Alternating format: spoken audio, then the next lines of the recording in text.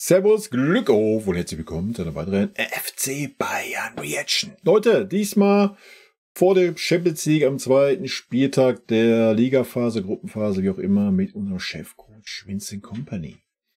Und wie immer der Hinweis, bevor wir reingehen. Leute, wenn euch gefällt, was ihr seht, abonniert gerne diesen Kanal. Damit unterstützt ihr einfach, was ich hier tue und ist völlig kostenlos. Und ja, vielen lieben Dank dafür. Und damit rein in den Bums. Winnie! Oh, kein Ton. And please go on with your questions. Please, let's to go. Evolve from the Welt, für die Welt. Hallo Vincent. Hallo. Ich fange mit dem Personal mal an. Wie sieht es aus bei Harry? Was macht Harry für einen Eindruck? Und ja, rechnen Sie damit, dass er morgen so annähernd bei 100% wieder sein könnte?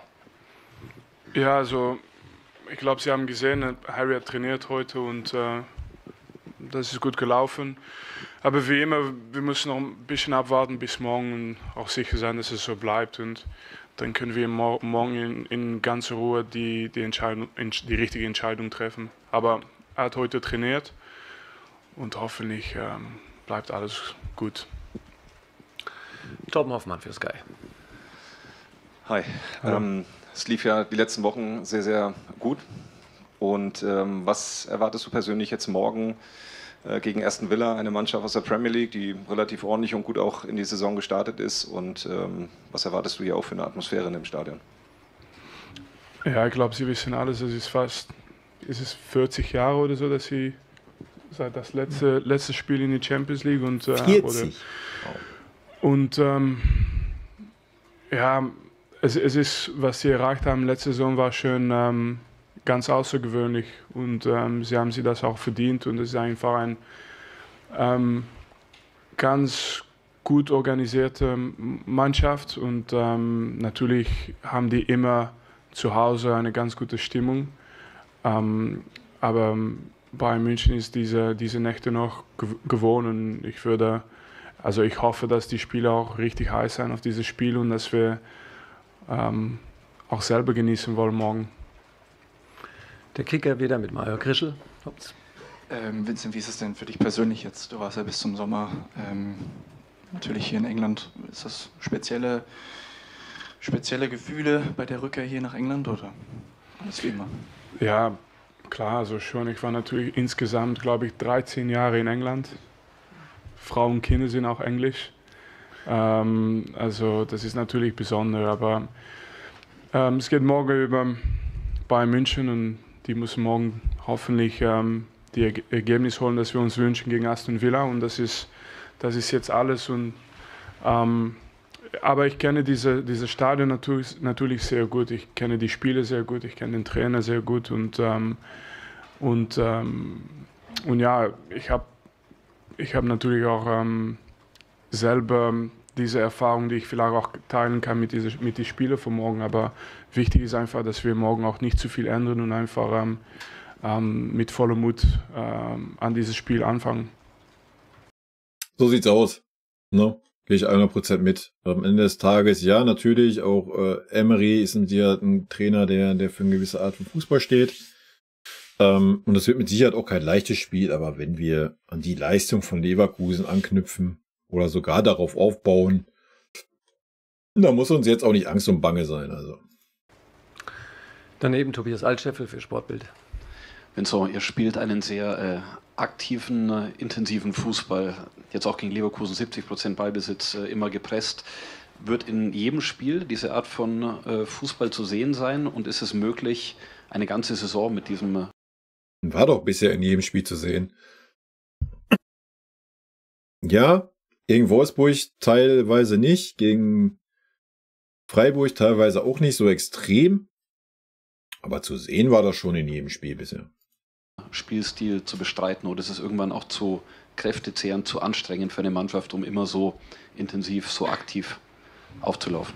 Ja, ich verstehe die Frage, aber ich habe es auch gesagt, man muss coachen, was man versteht und das ist auch meine Persönlichkeit. Wir würden nicht die erste Mannschaft sein, die das macht und die das eine ganze Saison so durchhalten, aber es ist einfach wichtig, dass wir natürlich nicht vergessen, dass wir eine große Kader haben und dass wir das auch nutzen können, um dieses Ziel zu erreichen, einfach diese ganze Saison auf dieses Level zu spielen.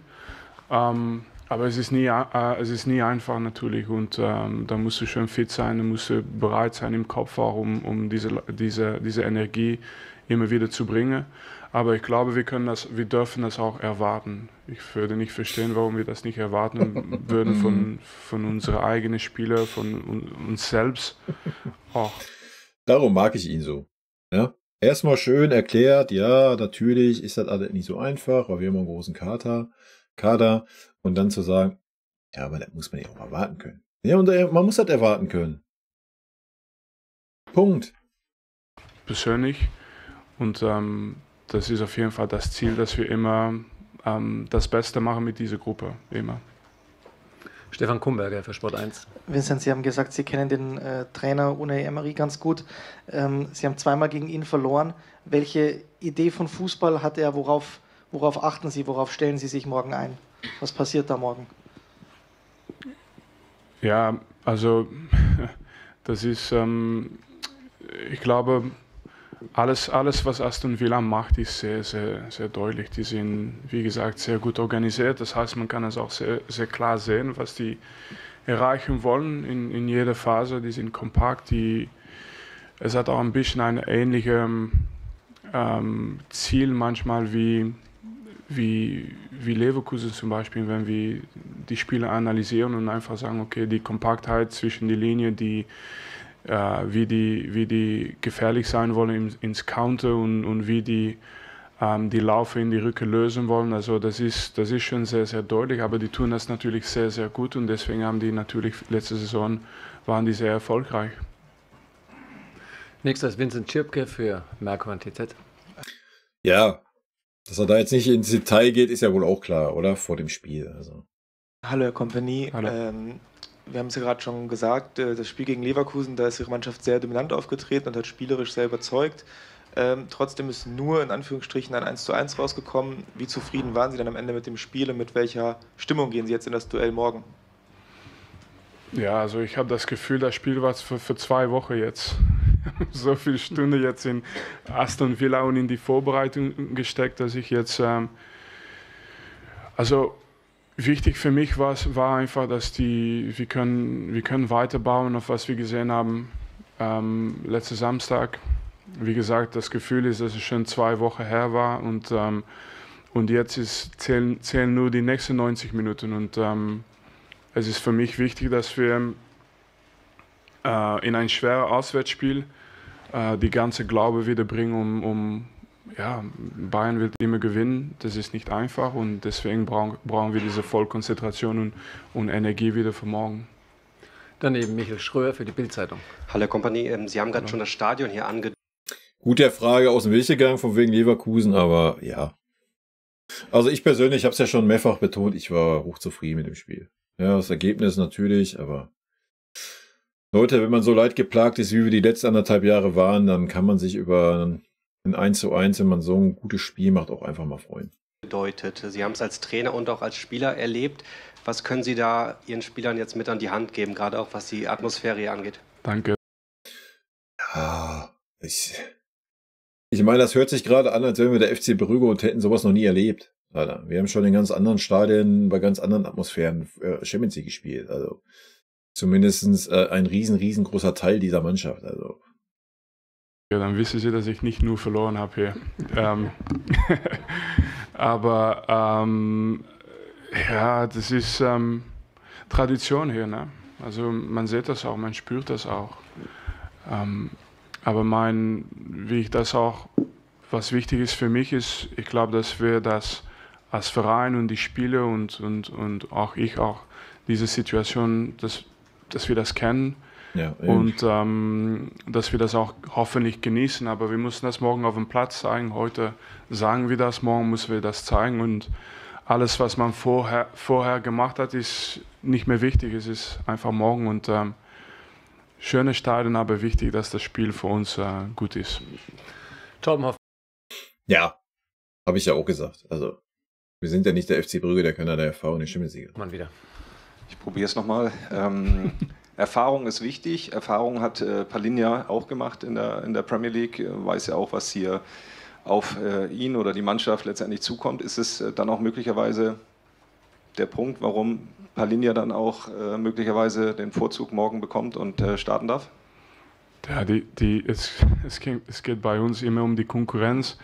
Und wenn Sie über Erfahrung sprechen, kann ich Ihnen andeuten, wie viele Spiele Champions League gewonnen haben, wie viele die Bundesliga gewonnen haben, wie viele die Premier League gewonnen haben. Premier League? Ja, doch. Und wie viele Weltmeister waren. Also es gibt genügend Erfahrung für dieses Spiel morgen im ganzen Kader. Und wichtig ist nur, dass es ging über Intensität natürlich, es ging über die Kader und ich bin völlig sicher, dass jeder Spieler in dieser Kader wichtig sein wird diese Saison. Und es ist nur jetzt sage ich es, aber Sie werden auch ganz schnell sehen, dass es für uns ohne diese große Kader auch nicht geht. Das ist für uns kapital wichtig. Next one here, yes please. Ja, die Frage wird halt sein, ab wann, ne? Ich habe es ja in meinem Taktikfuchs auch gesagt, ich denke, wenn alle fit sind, wenn alle das Leistungsniveau haben und man nicht irgendwie sagt, jo, nimm ihn besser mal raus, das könnte dann ansonsten eine Verletzung werden oder sowas, dass man das schon irgendwie körperlich ein bisschen müde ist, dann gibt es halt gerade leider für die Ersatzspieler keinen Grund zu wechseln. Ne? Hi Vinny, I just wondered if while Aston Villa are... Did you understand anything I said before? No. I did, to be honest, because I spoke German as a kid at school, so bits and pieces. Yeah. Good. I've got it. While Aston Villa are rookies in this competition, the manager isn't. I think he's managed 187 times in Europe, and you've done one game so far, am I right? But I'm just wondering whether that sort of bit of experience in the dugout makes it a tough task, a bit more tougher for you tomorrow. Everybody has to start with game 1 and 2 and 3. Even Unai Emery, so it is what it is. You know, you can't buy experience, and if not, you have to compensate with your experiences in life, which for me were many games in this stadium and everywhere else. But the biggest thing is it remains a game between the players and the teams and the clubs. So for everything that you've mentioned, like I said, we have World Cup winners in the team, Champions League winners, Bundesliga winners, Premier League winners, and so on and so on and so on. So the collective doesn't lack experience. And in terms of this game, I think we have to embrace it as much as Aston Villa does. It's a special game for us as well. I think the club is used to playing these type of nights, but the talking is always done on the pitch. Ja, am Ende zählt auf dem Platz. Ja, es ging ein bisschen um die Erfahrungswerte, bei Aston Villa das erste Mal diesen Wettbewerb. Die Erfahrung, die man hat oder nicht hat, ja, jetzt, gerade was er auf Deutsch auch schon gesagt hat, das Ende war, es zählt auf dem Platz und so sieht's aus. Ja. Ist halt einfach auch so. Natürlich spricht das ein bisschen für uns, weil wir vielleicht die erfahrenere Mannschaft in diesem Wettbewerb sind. Aber am Ende, wenn du schlechte Leistung bringst, bringt dir auch die ganze Erfahrung nichts. Ne? Das ist jetzt mein Take, hat er nicht gesagt. Er hat gesagt, das zählt dann am Ende des Tages auf dem Platz. Ne? Tobias Altscheffel wieder. Was denken Sie eigentlich über die ständigen Vergleiche, die es immer noch zu Thomas Tuchel gibt? Also das heißt eigentlich bei allem, was Sie gut machen, dass es Tuchel schlecht gemacht hat. Und wenn es jetzt aktiv ist für die Spieler, dann heißt es, unter Tuchel war es nicht aktiv genug. Also es wird alles immer mit dem Fußball. Ja, aber jetzt, keine Ahnung, erstmal müssen wir davon wegkommen, ja, gehe ich mit. Habe ich ja im Stream auch schon gesagt, man lässt sich ja auch immer hinreißen und viele von euch ja auch. Ja, nochmal Salz in die Wunde streuen und sowas. Aber was interessiert es? Was interessiert das in Winnie? Ja, Thomas Tuchel ist nicht da und es geht um Vincent Kompany und nicht um das, was war, sondern um das, was ist. Ja. Fußball von Tuchel verglichen und was Sie gut machen und was Tuchel nicht gut gemacht hat. Ja, wir müssen eigentlich nicht vergleichen. Das macht keinen Sinn. Genau. Also das ist nicht eine Sekunde in meine Gedanken. Es geht nur um die Mannschaft jetzt, um was ich glaube, wie ich glaube, dass ich die Jungs erreichen kann. sagt man das so, erreichen kann. Ja. Und es geht keine Sekunde über die Vergangenheit, weil in der Vergangenheit haben wir alle Fehler gemacht. Jeder hier in diesem Raum. Ja. Aber das ist manchmal einfach so und dann muss man nicht zu weit gucken. Und jetzt haben wir eine Chance, alle zusammen was Neues zu erreichen. Die letzte Saison ist vorbei, ist eine neue Saison und das ist das Einzige, wo es umgeht im Moment. Machen wir noch 2 Fragen, bitte. Ja, ganz genau. So ist es auch. Ne? Und da muss ich mir an die eigene Nase fassen, der eine oder andere von euch auch. Wir müssen jetzt mal langsam über das Tuchel-Dilemma hinwegkommen und sollten jetzt mal langsam würdigen, was ein Winnie da bisher auf die Beine gestellt hat. Ja, und nicht immer irgendwelche Vergleiche ziehen. Das wird der Sache auch nicht gerecht. Bitte mal Krischl, 3 dann, okay. Ja, anders als Michael Olise, Kingsley Coman oder Leroy Sané war Serge Gnabry ja die ganze Vorbereitung dabei, direkt vom Start. Hat sich auch durch gute Leistungen empfohlen. Was zeichnet ihn deiner Meinung nach aus? Warum ist er gerade so gut? Serge, meinen Sie? Mhm. Ja, ich muss sagen, also wir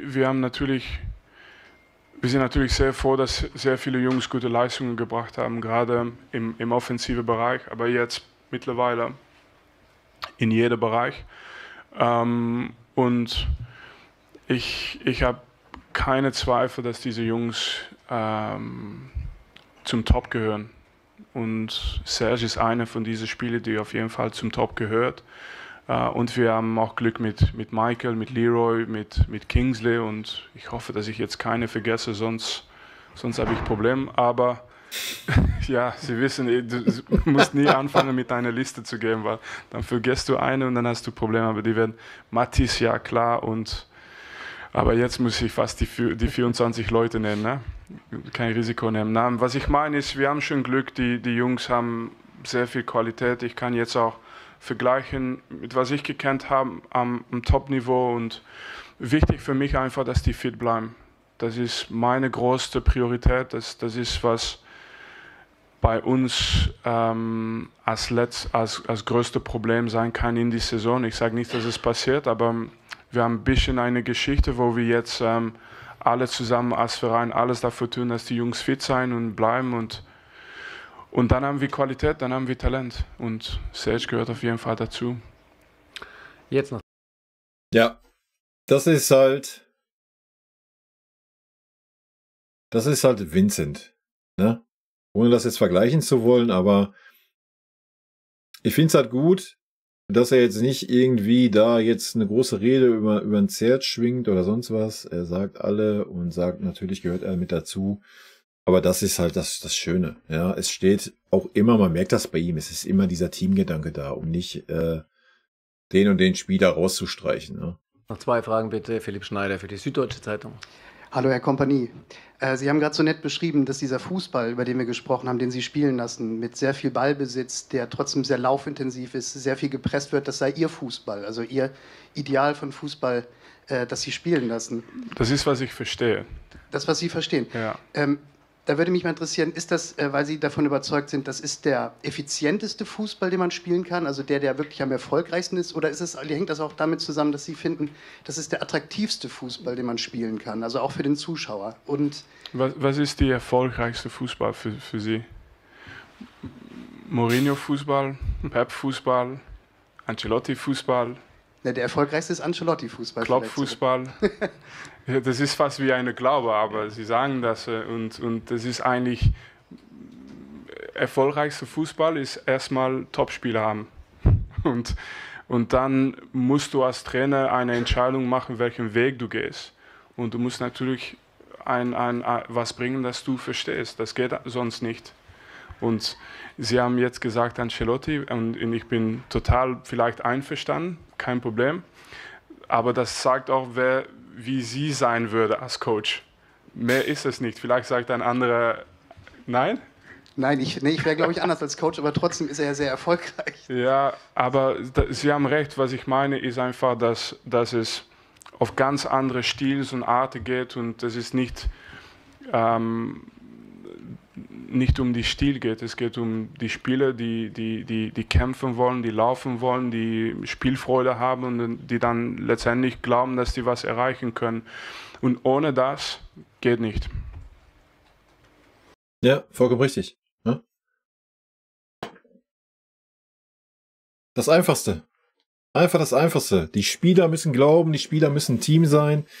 Und dann muss er natürlich einen Trainer haben, der seine Vorstellungen hat und die vermitteln kann und die dann noch im Idealfall natürlich zu dieser Mannschaft passen. Ne? Wir haben es gesehen, wie täglich in Ancelotti bei uns gescheitert ist. Also. No? Okay, and the last one, yes, please. Hi, Vincent. Hi there. Your last year here in England, you were with a Burnley side who were struggling in the Premier League. You're now with a team challenging for very different things. Are you looking forward to showing what you can do with such a team here in England? Do you feel you still got something to prove on English soil as a manager? No, it's you know, I think it's important to separate things, you know. Every challenge you take on has totally different parameters, right? The context is totally different.